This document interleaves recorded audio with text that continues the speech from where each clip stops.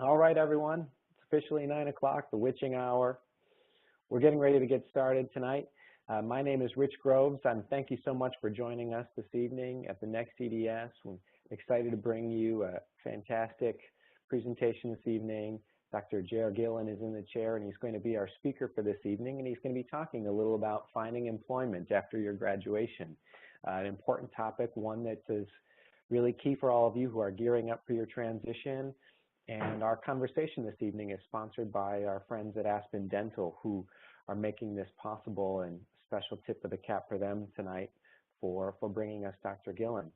As I said, my name is Rich Groves. I'll serve as your moderator tonight. And before I introduce you to Dr. Gillan, just a couple of quick items.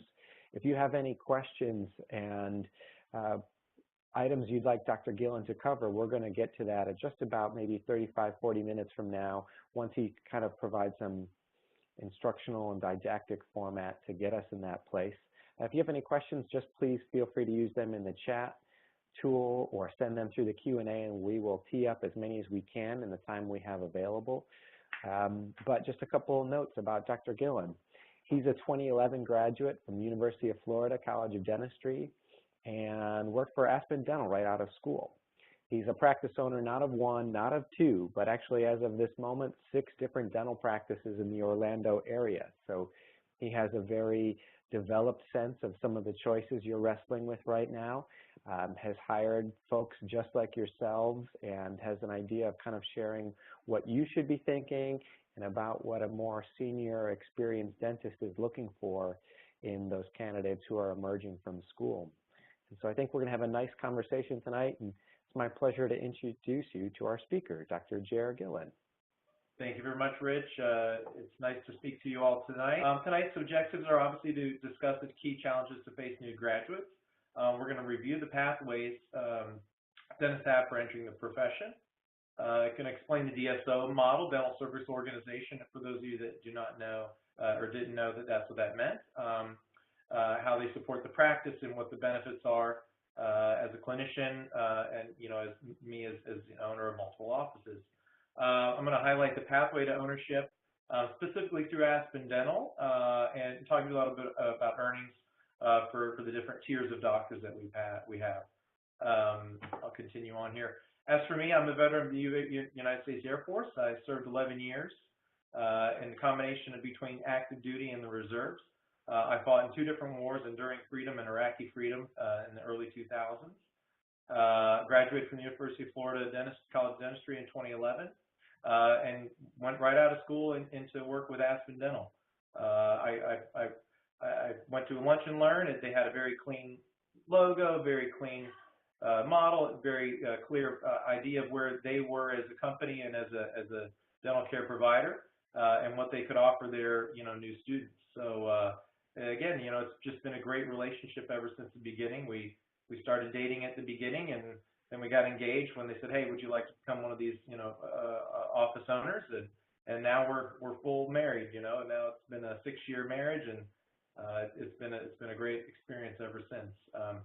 In 2012, I became the practice owner of the first Aspen Dental, or one of my first Aspen Dentals, and just kind of kept going from there. And as the Florida market grew and the Orlando market grew, they kept tapping me and asking me, would I be interested in hiring a new doctor to take my place in that office, and expanding, what I've been able to do for patients, and just keep it going. And so that's how I've been able to grow to 6 offices in a relatively short amount of time. But it's great to speak with you guys because, again, I was only 7 years ago. I was right where you're sitting, thinking about what I'm going to do after dental school and where am I going to get a job. And so that's where we're going to talk about tonight. I love this slide. It is start planning for your future before your D4 spring. Because I know a lot of my classmates, they were just focused on boards and passing dental school. And they had a big gap between graduation and finding an actual job. And some of my classmates, I hate to say it, it took several years for them to actually find something that was stable enough for them to be able to pay their bills or pay some of their student loans back. But being proactive is a great way to make sure that you're not stepping into a situation where you're not going to be happy with it, a couple of months or 6 months after you started there. Like I said, I saw an Aspen Dental Lunch and Learn, and the recruiter just was talking about everything about Aspen Dental, and I thought it was a very nice way that we're exposed to people and patients, and their technology that they had in the offices was impressive to me. Their ability for mentorship was there. And we'll talk a little bit more about mentorship down the road, but again, some of these advantages you will need as a new student or new dentist. It may not be as obvious to you right now. Mentorship is a huge one. Again, get involved. We're going to talk about networking a little bit more down in the PowerPoint. But I was always very involved in what was going on at school, what was going on in Orlando. That's where I live. I would go to the dental society meetings and start to meet people. Hey, who's hiring? Who's looking for a new associate to try to bring under their wing? Aspen Dental, I didn't decide on right then and there when at the Lunch and Learn. I definitely looked around to see what my options were. I had probably a great opportunity in a private practice, and a couple of other friends that I had met along the way that could use a new dentist. But again, you just got to get out there. You just got to start talking to people, meet people, get involved in your local dental societies or state societies or wherever you are. So we talked about challenges facing new grads. Now, licensure, obviously, you're not doing anything without your license. So my advice to everybody is try to get your license as early as you can possibly get it. When in Florida at the time, they let us try to get or at least be approved for our license by March of the year right before graduation. So you could get your license and be ready to go. All you needed was your degree to come a couple months later, and then you could get your license. So I would always recommend doing that, because in my case too, when I took the boards in March to get my license, I did not pass one part of it. So a lot of stress got put upon me. Okay, well, when is the next time I can try to get a dental license? Because I have a family to feed at that time, and I'm going to be graduating dental school, and I'm not going to have a job or a way to pay for anything. So luckily, June, we graduated in May, and early June was the next test for that. So I was able to, get my license past that part that I did. But again, if you're going to wait till after graduation to then get your license, you may end up finding yourself not passing one of those parts. Then you may have to wait for several more months after that. So again, just be proactive, be prepared, get ready to get it done as soon as you can. It can really help things out, especially when comes time to get a job. Yeah, this is an interesting slide. You guys are probably maybe not from the area where your dental school is. You may not be planning to stay there. Most people don't. I certainly didn't plan to live in Gainesville, but you're going to need to relocate. One of the things I wanted to tell folks about this was, like I live in Orlando, and a lot of people want to move to Orlando. A lot of people want to move to Miami. A lot of people want to move to Chicago. And I know that where you want to move may not be the best place for you to try to be working, or where you want to live may not be the place that you should be working.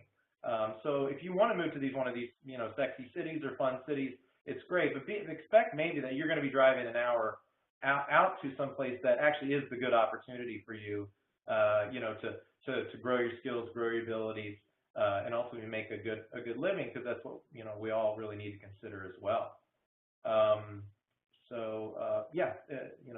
Keep going there. Student debt. Oh boy, I think this is just one of those necessary evils, and I still don't know why dental school isn't 100% write-off as far as your taxes are concerned, because we need it to actually work, right? A degree, we need to work to get the license. So.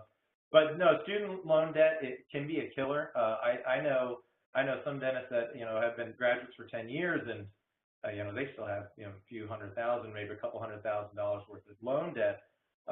So I had a family when I was in school. I borrowed kind of as much as I could, because again, I had a lot of expenses to take care of on the family side.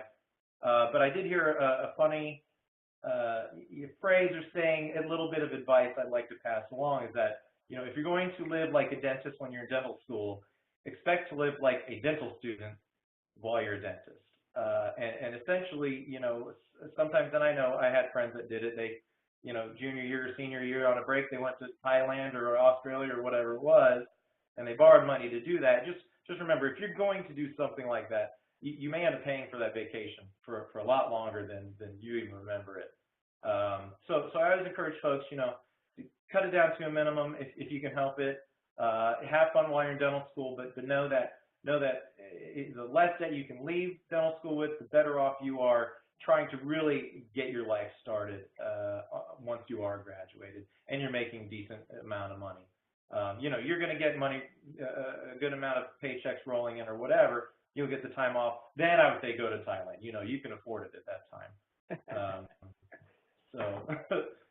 So challenges facing new grads, obviously, work-life balance. Now, I will say this. At the beginning, I was guilty of being out of balance. I had the family. I started with Aspen Dental. I started to notice that, the harder I worked over there, it seemed the luckier I got as far as, new patients coming in or referral basis improving. So I would at least, you definitely got to make sure you're keeping it balanced. But maybe for the first year or two, really try to hit the ground running. See what you can make of, get a career kick started like that. I did. I took some time away from the family to focus on my career, but it has paid off. I certainly have a lot more time I can devote to the family now. I can take, maybe a morning off here, an afternoon off there to go see the kids at soccer or whatever. But again, you need to have some kind of momentum going to get a career started, and it does help to really focus on that at the beginning. Let me see if there's any other notes on that I wanted to say.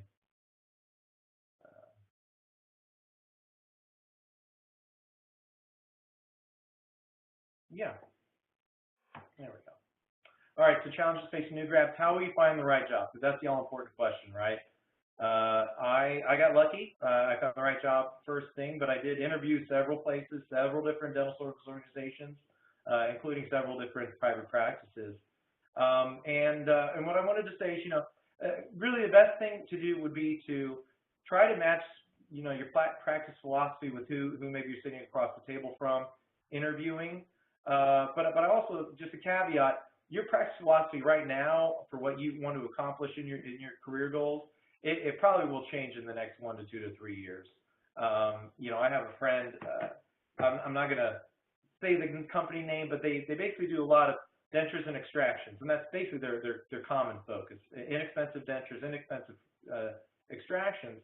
And he wasn't having a lot of fun in private practice, and it was going to be a quick thing. They hired him. It was a good paycheck at the beginning, but man, he just loves it now. He just loves the way his day goes. He loves the money that he makes doing it, and he's really starting to excel. I mean, I don't think any of us really see ourselves as an extraction and a denture type of dentist, but again, you never know what happens in the next 6 months to a year.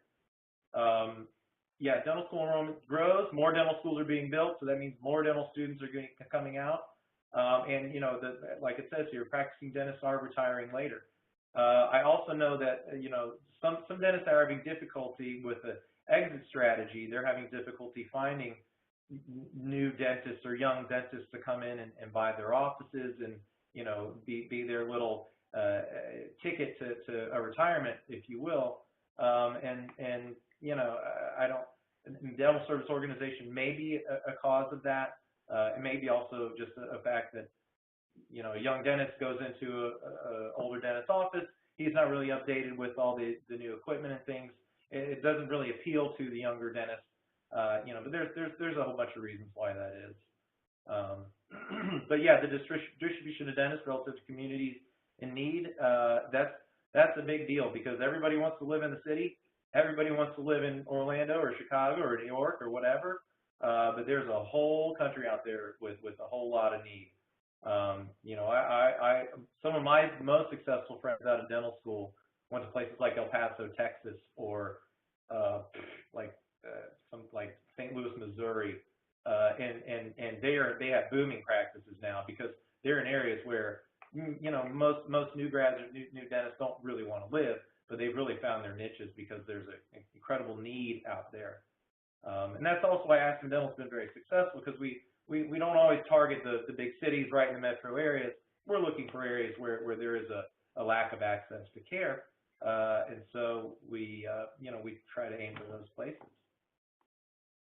So, Rich, you got a fast poll for the folks? Yes, I do. Thank you very much for that great start, Dr. G. I'm going to have everybody just take a quick second. Thank you for joining us. And if you would, I'm going to open up a poll. We'd like to understand how you're thinking about your transition into practice right now. Are you thinking after graduation about associateship in a solo practice? Are you considering maybe a group opportunity? A number of you will, I'm sure, be considering residency and weighing all of these factors. And the poll's open now so you can share some of your feedback with us. We're interested to hear what your mindset is at this moment.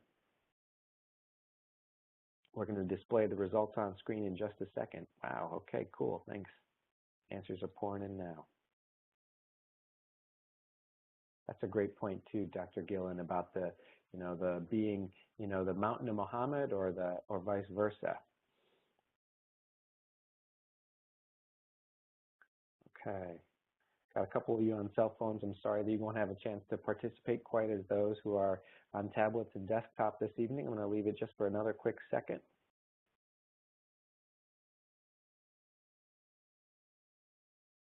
Got about 15 seconds if you want to put that last answer in, folks. And we'll display that on screen. This is going to be interesting, Dr. Gillan. Oh yeah. I'm gonna say residency. That's the winner. Ordinarily it is, but Yeah. Watch this. Okay. Okay, everybody, check this out. 55% that was associate. Yes, in group practice. In group practice, how about that? That is definitely surprising for me. How did residency get any? No. That's the first time I've ever seen that happen. And then 9% in a solo practice, was that one? Yes, sir. Okay. All right, everybody. Without any further ado, let's get you back to Dr. Gillan. Yeah, any of they're all, as long as you feel like you got a great opportunity, I say take it, man, no matter where you are. Absolutely. There we go. Yeah, so what type of practitioner do you want to be, right? I think we all thought about that as soon as they said, congratulations, you got into dental school. It was like, oh my gosh, what do I do with my life now? So, when I started, I had a friend who was an endodontist, and I thought I was going to be an endodontist for at least like the first 2 years of school until, I went to, after being in dental school for 2 years, then I went back and then shadowed him again for a whole day. And then I realized, like, wow, you really just do root canals all day. And then it just, I don't know, it just lost its appeal for me. After that, I thought orthodontics or orthodontia would be where I'd want to go. And no slam on orthodontia at all, but those were just some of the most boring classes that I ever had in dental school. So that was out. So then I just thought, okay, well, maybe I could just do it all. Just have fun, have a nice variety during the day, and just do what I want to do. But I know many orthodontists that are very happy. I know many endodontists that are very happy. But again, you just got to ask yourselves those questions. But going out there, depending if you go to residency, which is still a great option for a lot of folks, or private practice or associate in a private practice or associate in a group practice. There's still a lot of fun to be had in any of those decisions. So many options. We just talked about it, right? Associate in solo or small group practice. I think those are both great. You're probably looking at mentorship opportunities in both of those. Associates in large group practice supported by a DSO such as Aspen Dental. Same thing. I have a network of about 8 doctors that work directly for me in my market, and so we're hiring and developing new doctors all the time. How it works in Aspen Dental, we have two tiers of doctor. One is an associate doctor. The second is what we call the main doctor or the clinical director. And they're doing most of the heavy lifting. They're seeing most of the new patients. And the associates are there to kind of get their feet wet, get their speed up, help work under the clinical director to make sure that they're happy with what they're doing and that the clinical director is happy with what is actually going on. So the mentorship piece is there. Going right into an owner of a solo or a small group practice, I don't think it's the worst thing. If you feel that that's the best idea or opportunity for you, then go for it. But I do know from experience it can be very difficult to be there in the chair. Something hasn't gone quite right, or you're not really sure where you are in a typical procedure or whatever, and you may or may not have somebody to call on. It just is nice, I can tell you, to have that person to be able to call or just say, hey, come over here, what do you see, and then go from there. Public health is a great option. A lot of you folks probably are going to go into that, or if not, somebody who is. Military is also a great option. Most of my classmates that joined the military right out of dental school are now either oral surgeons or some kind of specialists. They use that kind of as a stepping stone to leave dental school without a lot of debt, and then also get into a specialty residency program, and then they'll ultimately leave that without a lot of debt. I think their payback is only maybe year for year, depending on which branch you go. So, 4 years of experience to then go into a residency for another 2 years, you're kind of doing the same thing a lot of other general dentists do. If they go into private practice or out in the dental service organization world, and then they feel like they want to specialize anyway. Academia, I don't know anybody who's a professor just yet. We're all fairly new, and then you can see their specialization. Not a lot of my buddies went to specialty. A lot of them are, doing well. They're happy with their decisions. We look at the traditional practice model. High quality care, solo practitioner, 9 to 5, Monday through Friday. You call up, you make an appointment, you stop and you make an appointment.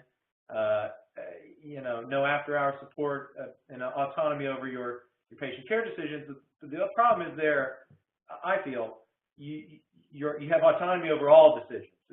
How are we marketing? Are we going to be in the phone book this year? Should we pay the Google ad prices? Should we ask for online reviews? Should we focus on a referral base?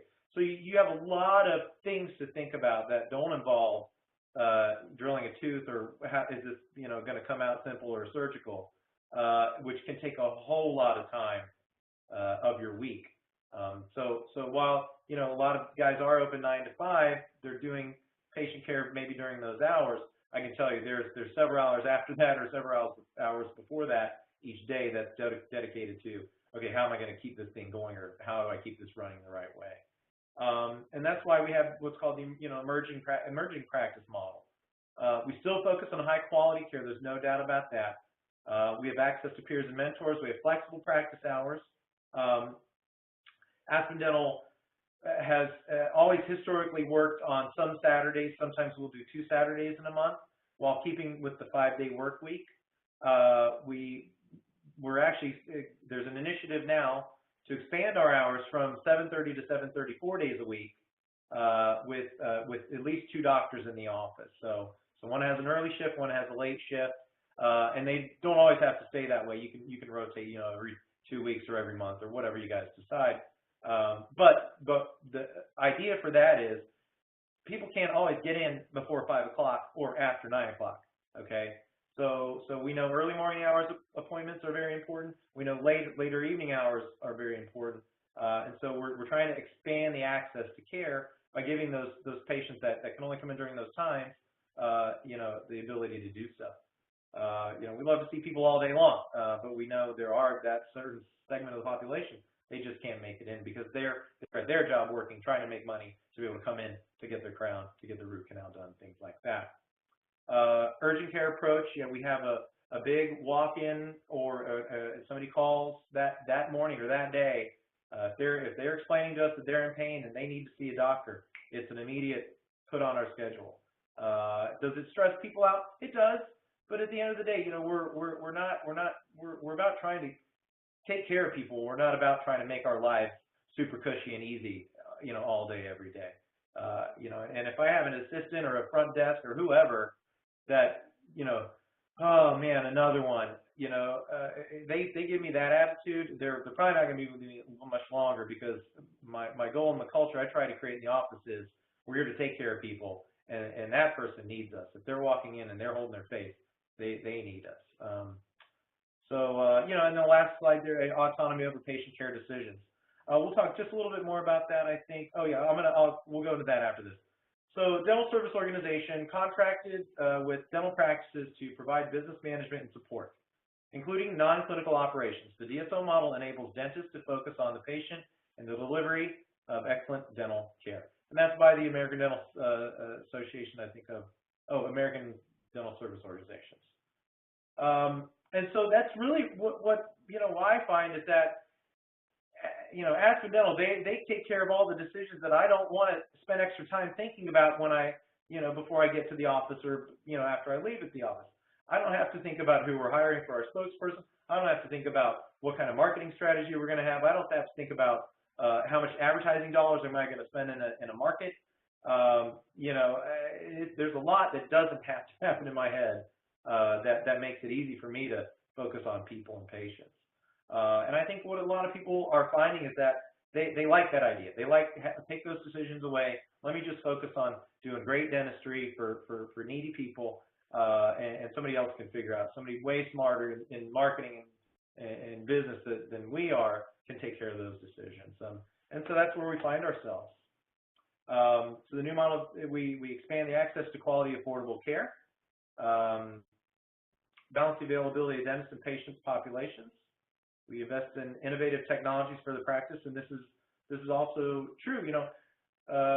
As new technologies emerge, we're always looking to improve the patient experience. We're always looking to improve diagnostic capabilities. We're always looking to improve how efficiently or how well can we do a particular procedure.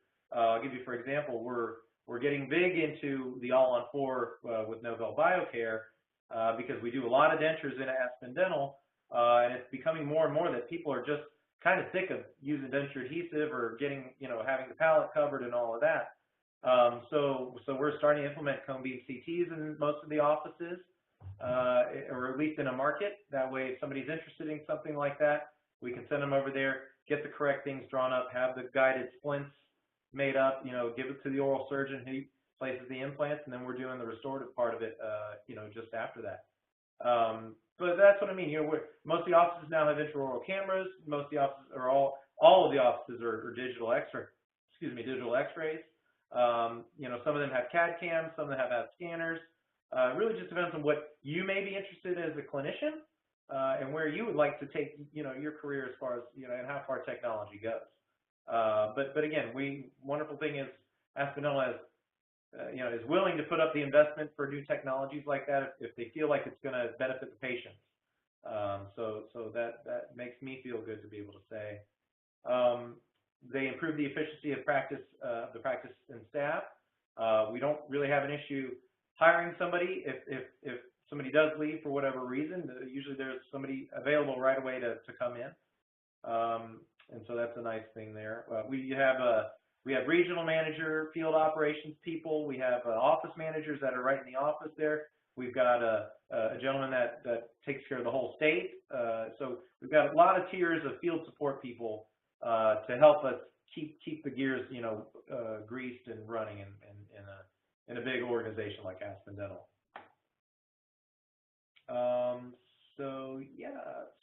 But getting back to it, I think one of the things, maybe a common misconception is that, well, okay, that's all nice and, well, that you have field support people to help support you, Dr. Gillan, but don't you have to cut, 15 crowns a month, and don't you have to at least produce, $100,000 worth of net revenue in order for you to get paid an incentive and things like that?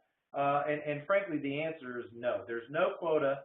There's nobody telling any of our doctors, if you hear you have a forced surface filling, just turn it into a crown. Don't do the forced surface filling. I've heard a lot of that before. Just as far as the stigma is concerned and what people believe about corporate dentistry. But again, I can tell you that, all clinical decisions are left in the hands of the doctors and the hygienists and communication with the doctors. Nobody comes and says, oh, you guys are, the bottom line is not not big enough. You guys need to cut costs, cut spending, cut this, cut that. Use cheaper materials. Don't use so much of it. Nobody ever has said that to me or any of my doctors, and frankly, nor will they. So why group practice? Why DSOs? I think this says it all. There's strength in numbers. This is why you see a lot of medical, like hospitals, going to similar things. Optical places like Lens Crafters or Eyeglass World, they kind of work on a similar model. One of the things that a lot of folks may realize already is that you have a great buying power when it comes to dental supplies. If you have 600 offices that are all buying from one company and you want to get the best price on lidocaine or Septocaine or on impression material, whatever it is, it helps to have that big number of buyers, buying power, to be able to get those good costs cut down. But this is why, again, we're going to this model, because it helps to be like that. Common myths. Here we go. Misperceptions that a suit makes the clinical decisions rather than a licensed dentist. Again, I can't say it enough. No suit. I've never met a suit, actually. They're just there to, again, make sure that the administrative part's running well, that all the people are trained up to the level that we need them to be able to give optimum patient care to our people. Huge, monolithic, nameless, faceless organizations. I can tell you that I've talked at length many times with our founder and CEO, Bob Fontana. Rob Connor is the president of Aspen Dental. I see him probably 3 or 4 times a year. There's regular emails that get sent out. There's open communication all the way around. So and I imagine it's the same way in other DSOs. I'm not just saying Aspen Dental's special, but expectations doctors have unreasonable productivity requirements to fulfill. No, we have targets that are out there to aim for, as far as a budget on a month or something like that. But it's never oh, you didn't hit it, one more of these and you're out of here. And it's never that. It's okay. This is our target. If we fell short, well, let's look at why we fell short. Let's figure out where some opportunities lie, and see if we can get those corrected or fixed, and to really maybe do better the next month. But yeah, nobody dictates standard of care. Nobody tells me I have to buy the Shine brand of any material just because it's cheaper. That definitely does not happen. Let me see if I got something here. So working with the DSO supported practice may help you streamline your business, consolidate your efforts, and provide comprehensive quality patient care. DSO supported practices are willing to hire new grads and support them financially in early and later stages. Compensation varies among DSOs. Now this is true, but it is competitive, usually based on a percentage of production, collection, or profits. Interestingly enough, now the profit line here at the end, most DSOs that I know of, or anything like that, where there's an entity that may be a non-doctor that's helping you support your practice, by law, I think most states are not able to share profits, which again is the same law in Florida. But the doctors are paid on with production, at least at Aspen Dental.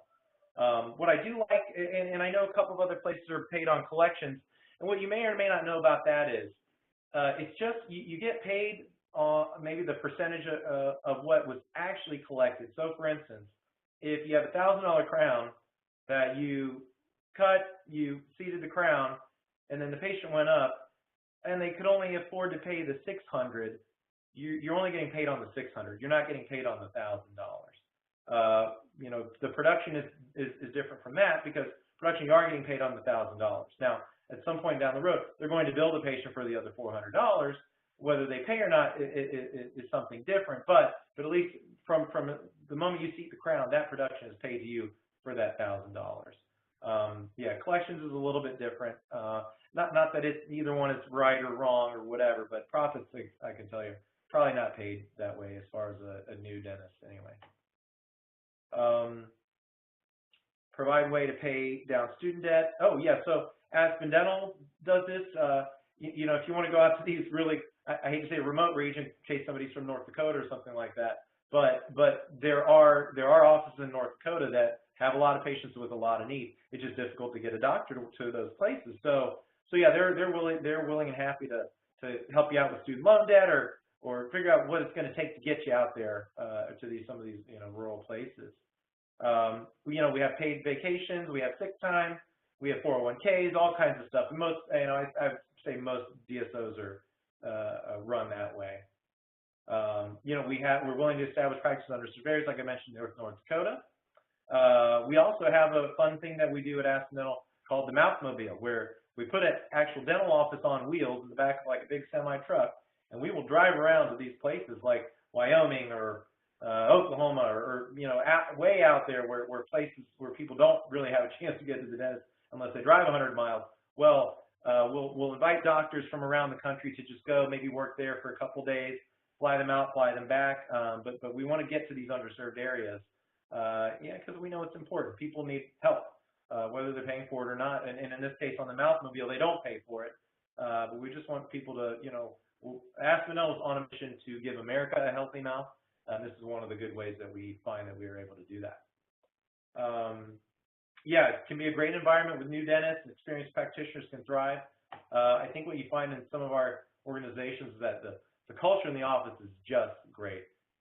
Dental assistants to front desk to lab technicians, everybody is just happy to be there. They love coming to work, and it can be just a fun. I mean, the day flies by when you're having fun. You know what I mean? Kind of infectious. Right? Kind of infectious in that environment. Yeah, it is. For sure. All right, Dr. Gillan talked on a couple of the challenges that are certainly are very front and center in your lives today. And we know that student debt is always going to be one of those key issues. But when you think about some of the others that you're contemplating right now, whether it be finding employment, your work-life balance, licensure is certainly a big driver in most instances, or if you're thinking about relocation, we'd just like to take your temperature and see what are the factors that are driving your thought processes these days. So we're going to leave the poll open for a few more moments so that you can share some of your feedback for us.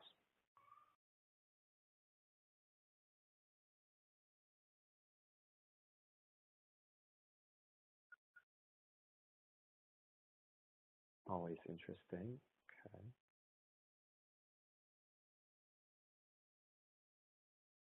Feel like sometimes this is watching horses run around a track someplace.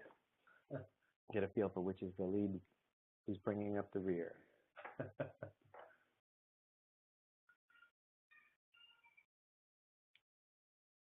All right, just a few last moments. A couple people still looks like they're filtering in some thoughts.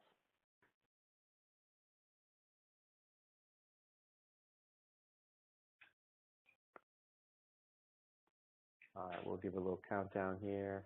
I'm on TV. I'm on TV. No, why pinky hot? Okay. Why can you please see? Thank you. All right, quick display of those results for everybody. What was the top one? Finding a job? Work-life balance, and then followed by finding a job. Okay. And that's going to be the biggest challenge. Is that what that was? Yes, sir. Yeah. Makes sense, right? It is. It's a challenge. It really is. It can put a strain. Depending on how hard you want to go at it, it can put a strain on the family for sure. Yeah, I bet. Okay, Dr. Gillan, we're going to let you take it away again. Okay. Sounds good. All right. So yeah, now we're going to understand the Aspen Dental model. Obviously we brought this thing to you guys, so we're going to get a little advertising in there for you too. Okay. But this is something I know very well. The Aspen Dental's ownership or past ownership is how we call it. But yeah, ownership track. And what it says it perfectly there. What it's meant to do is to find aligned dentists with company goals, meaning like the company's vision is the same as the dentist's vision for patient care, for the future, for growth. And what happens is when they find a dentist that's aligned with their values and their goals and their mission, it just becomes a great partnership and a great marriage. You know, we work on the ground, we're boots on the ground as far as the doctors are concerned, running the office, and you know, do I learn a lot more about the business side of it after becoming an owner? Absolutely, because it just helps to be able to talk about certain things, metrics or whatnot. You know, I was still delivering a lot of dental care when I was a solo owner. I was the main dentist in my office, but I also owned it. But still, as time goes by, you're the owner, you have a vested interest, you make an investment to buy the practice at the beginning as it is. You know, you're going to want to know obviously more about how the business goes and what it takes to be more successful, so you can grow as a entrepreneur, or even as a dentist as it is. So yeah, the profitability is improved, the earnings are improved. The pride of ownership is very good, because while we treat the patients, you know, like celebrities, the doctors at Aspen Dental are treated just right under that. But when it comes to looking at, okay, who's really vested, who's looked at as far as more revered in an area, it would be the practice owner. So practice owner or partner, either one, anybody who's got a vested interest that can't just someday go, you know what, I've had it, I'm sick of this model, I'm out of here. You know, those folks, they're really considered when it comes to, you know, decision making, or how do we want to go into the market here, where's our next office opportunity, things like that. So yeah, we have opportunities for professional growth and development. Aspen Dental is sponsoring or is putting together like a dental implant course, where I think it's about a 3-month course. They do several different didactic lectures, and then they actually go place implants for about a week in Mexico. You get a certificate after that to get a little bit more experience. But we have CEs all year long on topics like endodontics or oral surgery or what have you. I mean, we have a lot of CE for us to be able to get and grow as a professional. Excuse me. Their goal is to grow and develop the practice to be profitable. And I don't know if anybody's heard of this or not, but profit is very important when it comes time to you know, say that you've made something of something. Okay, so that's what we do look at. Is it profitable? Okay, if it's not, how do we make it profitable? So I like to attract and retain the best dentists. We'll talk about maybe, you know, some interview techniques or what to look for in an interview in just a little bit. But I've got just a team of just wonderful, fantastic doctors that I've hunted for and sought for a long time. I've had a few I've had to let go because, again, they weren't aligned with my vision at the local office level, much less were they aligned with the overall vision of Aspen Dental, the company. But you know, it can be a win-win. It can be a win-win really for everybody, patients alike, because you know, I get a lot more decision-making when it comes to, okay, here we've got a patient, they've saved up $2,000 or $3,000 for their treatment, yet their treatment comes to $4,000.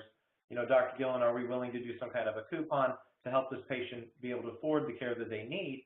And again, as the owner, or you're able to say, I'm happy to give up, you know, 25% so they can get the care that they need. You know, you're happy to be able to make those decisions for a patient that you see they're in need, obviously, and we're just shy of what they can get to get started. You know, 25% I'd be happy to give up if it means somebody's going to, you know, maybe get their life changed as a result of it. So yeah, we have low turnover among dentists and staff in an owned practice. We have low turnover among owners. You know, so there has been times where, you know, an owner decides that he doesn't like what he's gotten into after it, and you know, there's ways to exit out of that. But for the most part, again, it's a great marriage, and you know, 90% of the people that I know are not looking to go anywhere else. They're looking to grow what they've already gotten into. So all the benefits of ownership is, you know, on that end. Private practice, you can see here, there's a few X's here. Large group practices, you got maybe a little bit extra there as the buying power that I talked about earlier, peer-to-peer interaction. But you know, partner and owner in a DSO especially, you really kind of have the whole list of the things there. I don't know. I think most DSOs have some kind of ownership opportunity for dentists that are willing to be aligned with the company values and all that. But again, I'm just going over what Aspen does, because I think one of the things we've been able to pride ourselves on is that there is a clear path to ownership or partnership. Anybody can look it up online. Anybody can look it up on our intranet, and it's clearly spelled out for you. Here's what's expected. Here's how they find out if you're going to be a partner, a good partner or not. And then you know, again, you can live up to those expectations or not, and then you know, your choice is yours. Usually come in as associate dentist, transition to the managing dentist, develop the clinical skills and preparedness, gain access to ownership training, which they do have that. I like it. You know, becoming an owner from the managing dentist, they will hold your hand along the way. They will help you find an attorney if you want to have somebody look over the contracts. They'll help you find financing if you don't have the initial investment. It's not small, but it's not outrageous. I mean, we're not talking $1 million here. But if you don't have the capital to be able to just buy the office outright, they will help you find that loan or that bank to help you give that money. This is one of the things I've been having a lot of fun with here in Orlando. When I became the first owner, it was an area of the state really about 45 minutes away from my house. There were no Orlando locations open at that time, but as Orlando has gotten one office or two offices, I'm from here. I know I can tell them, oh, I think we should go over to this area of town and open an office. And so for the past 3 offices, I've been able to tell them, I think we should look over here. Here's our next opportunity. And then they do their whole, evaluation of the area and what it takes and the demographics. And then they tell me if it's a good idea or not. And for like last 3 times, I've been lucky to say, yeah, let's go for it. It looks good. Becoming a practice owner, again, you lean your own team, enjoy support from Aspen Dental, and explore the ownership of other additional practices. So, has it all been rainbows and sunshine? No, but it's just, you take the good with the bad, and it's just been a lot of good. So here we go. 24-hour service. I think this is a hilarious sign, because I can imagine at some point somebody's going to bring it up at a meeting at corporate. Hey, why don't we open on Sundays too? Hey, why don't we just go 24 hours? And not that it's not possible, but some things can be. I think this is maybe a little bit of truth and jest here on this slide, but the idea is, again, we want to expand the access that patients have to be able to get in. Some people work a night shift. I think if they ever opened a Las Vegas Aspen Dental, it probably would need to be 24 hours. It's just the way it is. You got to think about your market, think about your patient pool, think about what their needs are. So we respond to changing patient expectations for convenience and value. That's pretty straightforward there. Improve efficiency of practice and staff, allows professional development, access to new technology. I think we talked a little bit about that already. Excuse me. So important interview questions to ask. So some may be going, okay, Dr. Gillan, if I wanted to come work with you, what would I be looking for during the job interview? My main thing that I look for is personality. If you have a good personality, are able to look people in the eye, are able to make people feel like that you like them, then that would be really what I would be looking for. That's not the only thing I'm looking for, obviously. And I'm not saying that if you're not like that, you're not going to be successful. Because what I can tell you is that people like themselves. So my best interview advice for you is, if you find that the dentist, if you're kind of introverted or really into the dentistry side of it, you're not into being so flamboyant and boisterous and all that with patients, you want to focus on clean, awesome, quality dental care. Then find the dentist that is like that. Let the office staff be the ones that are making everybody excited. That's fine. But again, if you're this outgoing person, super happy-go-lucky, and the dentist you're interviewing with it seems to be the opposite, that's probably not going to be a good fit for you. So again, I like people like myself. Clinical efficiency and clinical proficiency, I think, can come. I don't think you have to be the greatest with your hands to be hired by me. My thing is, can you talk to somebody during a new patient exam, tell them all their needs, tell them what the best thing is going to be for them, and get them to accept that treatment, then you're hired. Anything clinical-wise, we can work on together, get you better at. Another thing to consider, what's the current clinical technology in the office?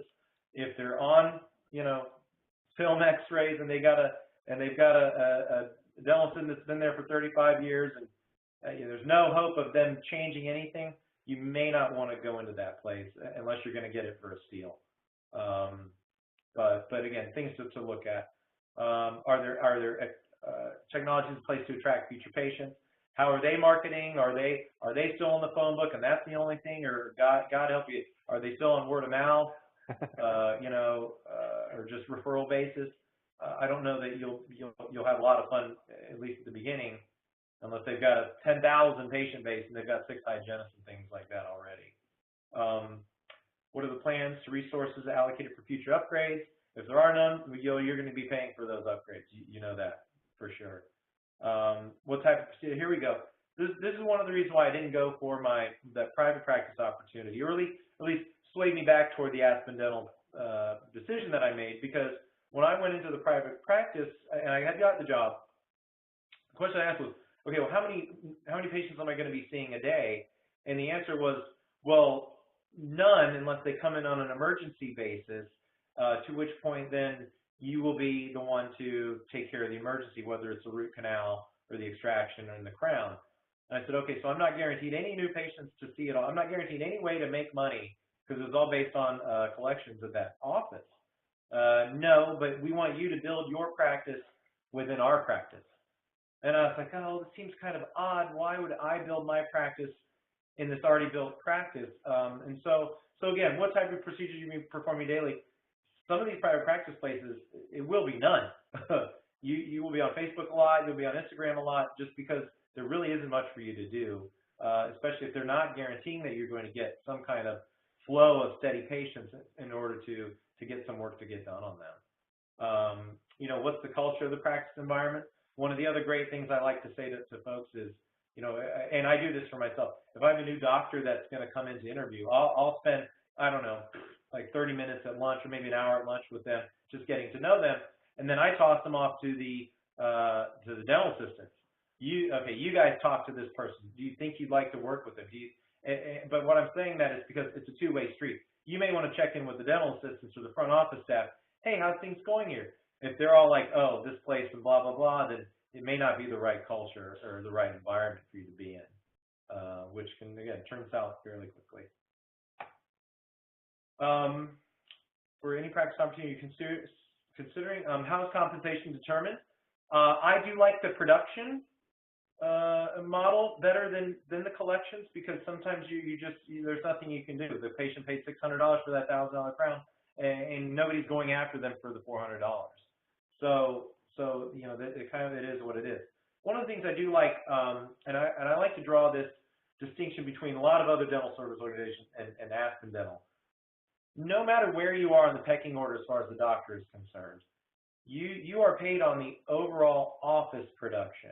And by that, I mean whatever the hygienist has produced, whatever the oral surgeon has produced, whatever the endodontist has produced, you as the associate dentist or the clinical director, you have opportunity or access to some of that to that incentive as it is, okay? Because what we like to promote is a team environment versus a eat what you kill kind of environment, where some of these other DSOs are.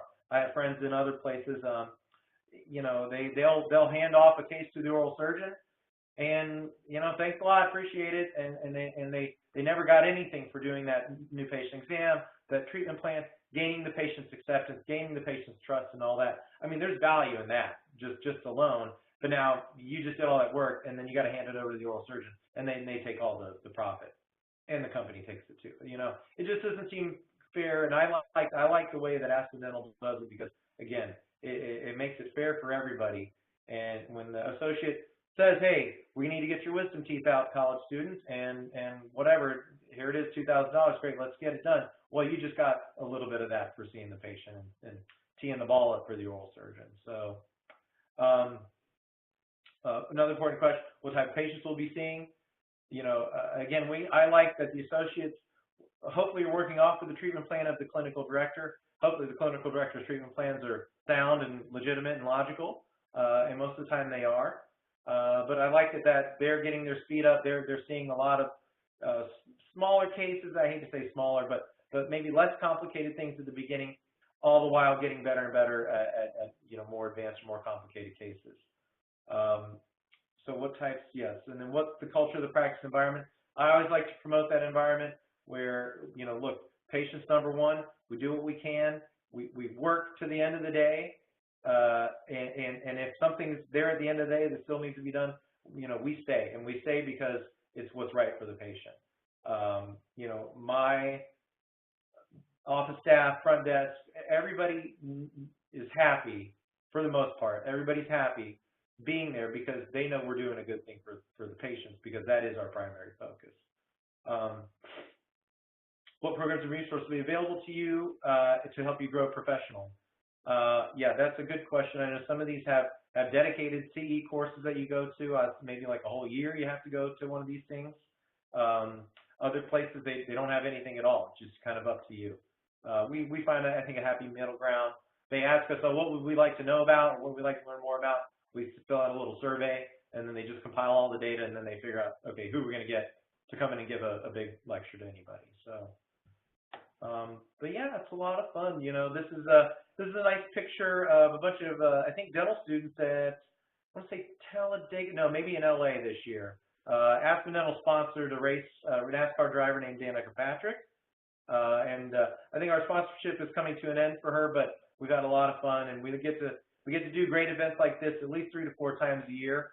And what I've been told is that we may not be doing race events next year because of the sponsorship not being there, but they're just going to roll those monies into something else that's similar. So we have fun events all the time, usually playing with some kind of CE involved as well, and a nice little meeting to talk about engagement and things.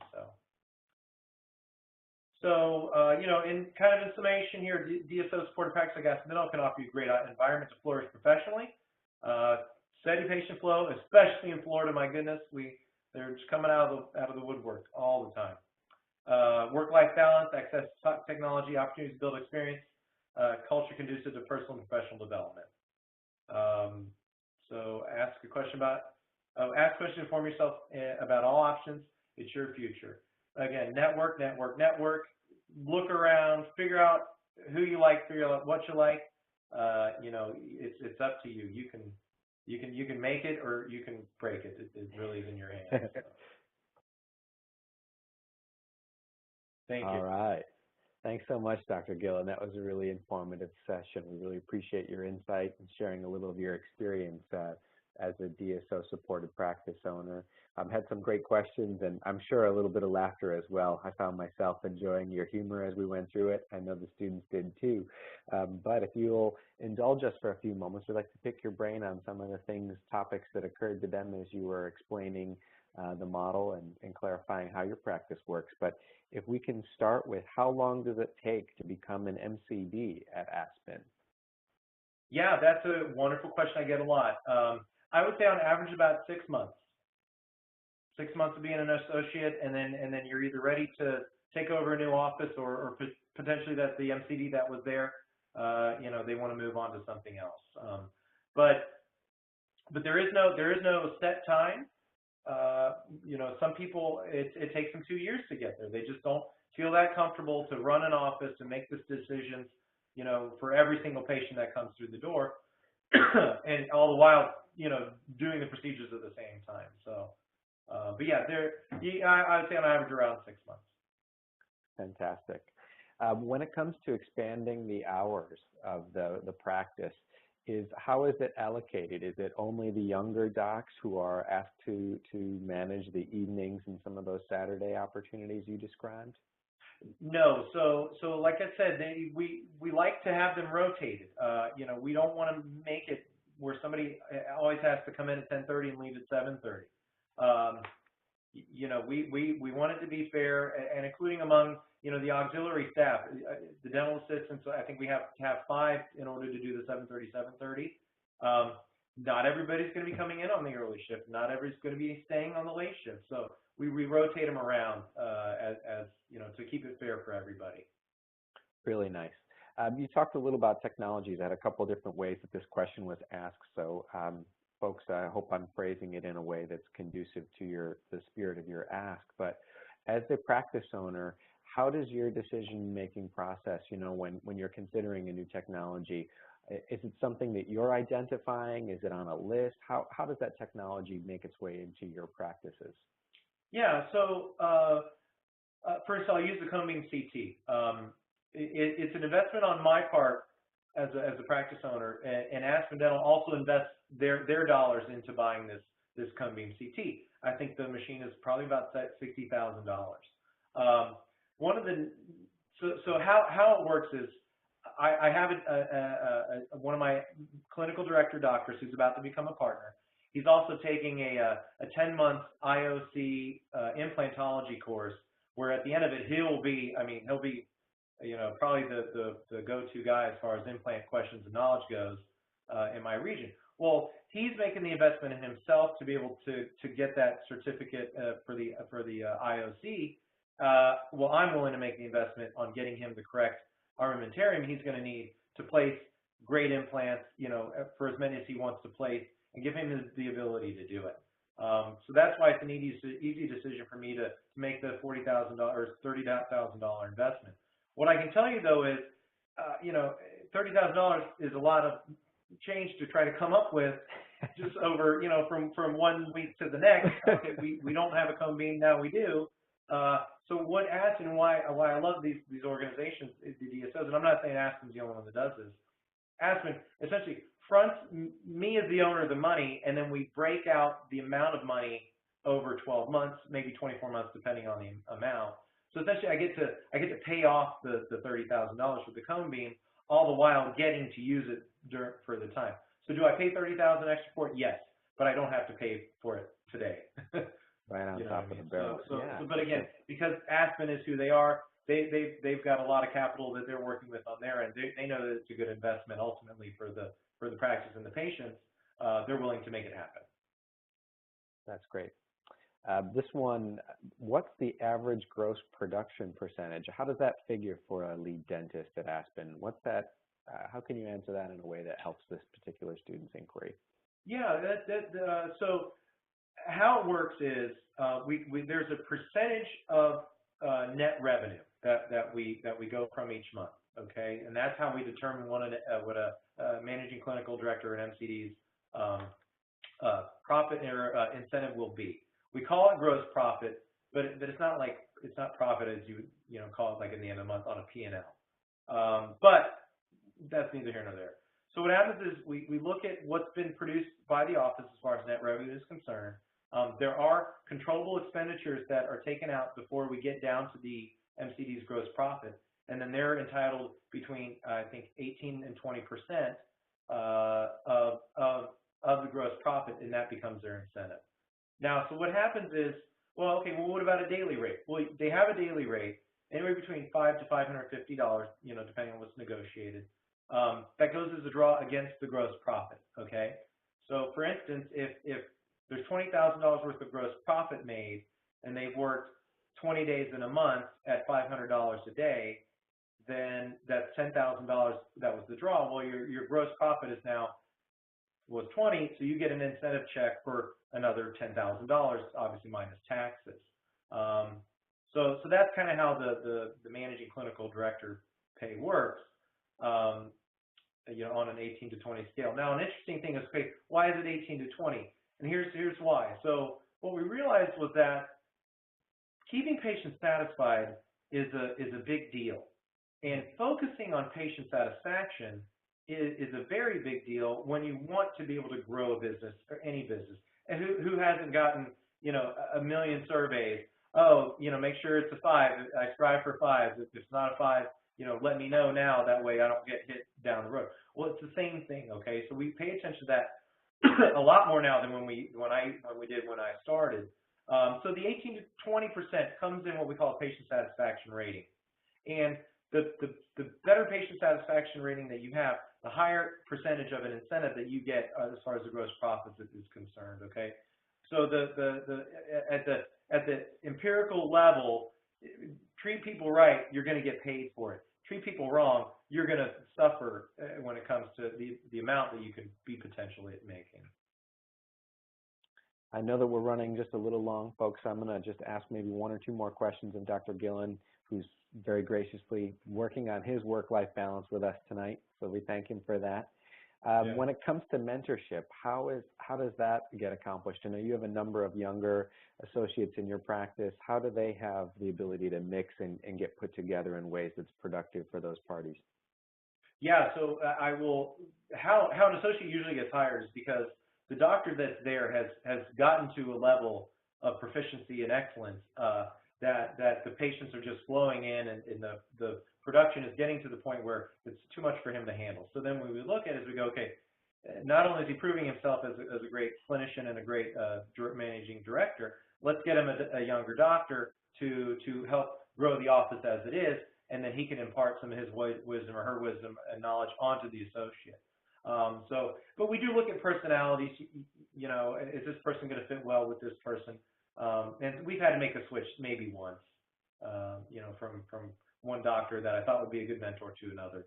But the great thing is, you know, in Orlando, where you have 6 or 7 offices, it's easily done. You know, the drive is about the same from where they are. So fantastic. Well, folks, do you have anything else for Dr. Gillan before we let him go for tonight? This is your last opportunity to pose. Okay. It's always about questions on the production seem to be a frequent ask. I can appreciate that you must have those when you're in your various activities speaking to younger dentists and potential associates. Yeah, the production thing comes up.